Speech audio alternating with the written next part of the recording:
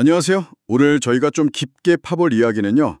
워런 버핏 그리고 마이클 버리 이 두 거물 투자자가 동시에 주목한 기업이 있습니다. 바로 유나이티드 헬스 그룹 UNH인데요. 올해 주가가 크게 좀 출렁였는데 바로 이 시점에 왜 이분들이 매수에 나섰을까? 이거 정말 궁금하실 겁니다. 저희가 여러 금융 뉴스 기사들하고 또 투자 분석 영상들 이런 자료들을 바탕으로 이 상황의 핵심을 좀 명확하게 짚어보려고 해요. 이 복잡해 보이는 투자 결정, 그 뒤에 숨은 의미를 함께 파헤쳐 보시죠.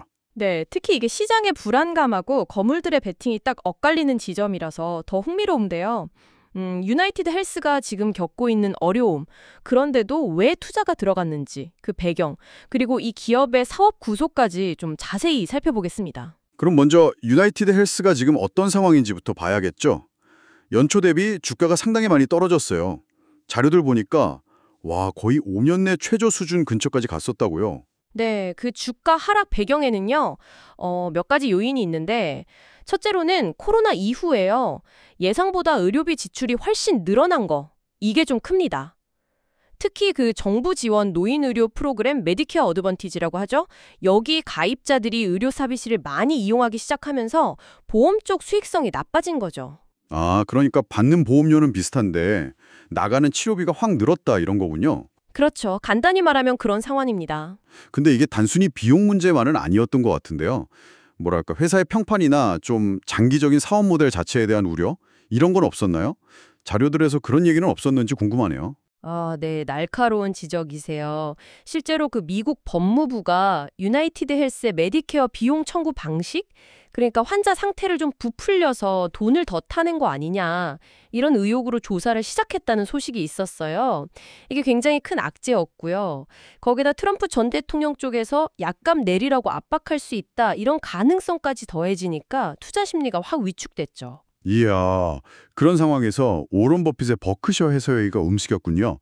2분기에만 500만 주 넘게, 우리 돈으로 치면 2조 원이 넘는 진짜 엄청난 규모를 사들였어요. 이게 버핏이 연말에 CEO 자리 물러나기 전에 던진 마지막 큰 베팅 아니냐, 뭐 이런 해석까지 나오더라고요. 정말 대단합니다. 맞아요. 그리고 그 빅쇼트로 유명한 마이클 버리. 이 사람의 투자도 진짜 이례적이에요. 주로 시장 하락에 베팅하는 걸로 알려졌잖아요. 근데 이번에는 유나이티드 헬스 주가가 오를 거다.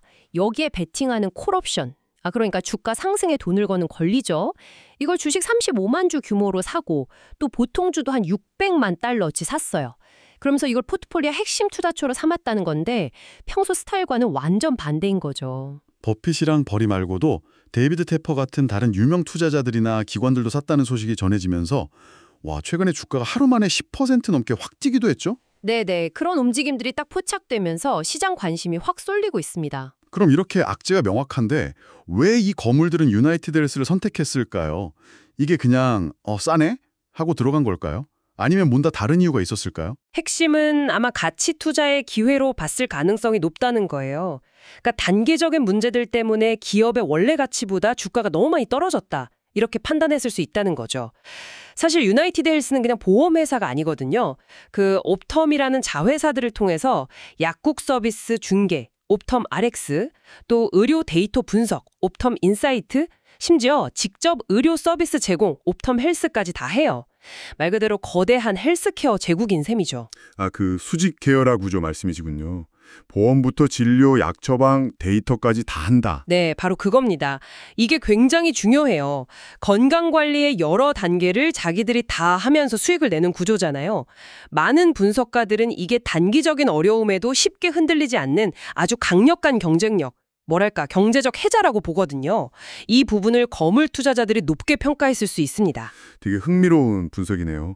그리고 아까 마이클 버리 얘기 나왔는데 어떤 자료 보니까 버리는 특히 2026년에 메디케어 어드밴티지 요율, 그러니까 정부가 보험사에 주는 돈이 시장 예상보다 더 높게 책정될 거라고 보고 투자했을 수 있다더라고요.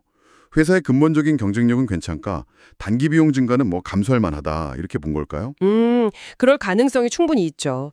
그리고 아까 말한 트럼프 행정부의 약가이나 압박도 사실 법적인 강제력을 갖기는 좀 어렵지 않겠냐는 시각이 많고요. 또 하나 볼만한 게 그 주가 수익 비율 PER인데요. 기업 이익 대비 주가가 어느 정도인지를 보여주는 거잖아요. 이게 코로나 팬데믹 터졌을 때만큼 낮아졌다는 점도 투자 매력을 높였을 수 있어요. 물론 뭐 경쟁사인 CVS 헬스보다는 여전히 좀 높긴 하지만 유나이티드 헬스 자체 역사로 보면 아주 낮은 수준까지 내려왔던 거죠. 네. 워런 버핏, 마이클 버리 같은 진짜 투자 대가들의 움직임은 시장에 분명 강한 신호를 보낸 것 같아요. 그렇지만 말씀하신 대로 법무부 조사 리스크나 계속되는 의료비 상승 압력 같은 그런 위험 요인들도 아직 해결된 건 아니고요. 맞습니다. 결국 이분들의 베팅이 옳았는지는 시간이 좀 지나봐야 알겠죠. 그래서 오늘 저희가 여러분께 마지막으로 던지고 싶은 질문은 바로 이겁니다. 이렇게 상반된 신호들, 그러니까 거물 투자자들의 확신에 찬 매수와 회사가 딱 마주하고 있는 명백한 위험 요인들, 이게 공존할 때 여러분이라면 어떤 정보에 더 무게를 두시겠습니까? 이게 단순히 주가가 싸니까 잡은 기회일까요? 아니면 다른 시장 참여자들이 아직 못 보고 있는 어떤 회복의 실마리를 이들이 먼저 발견한 걸까요?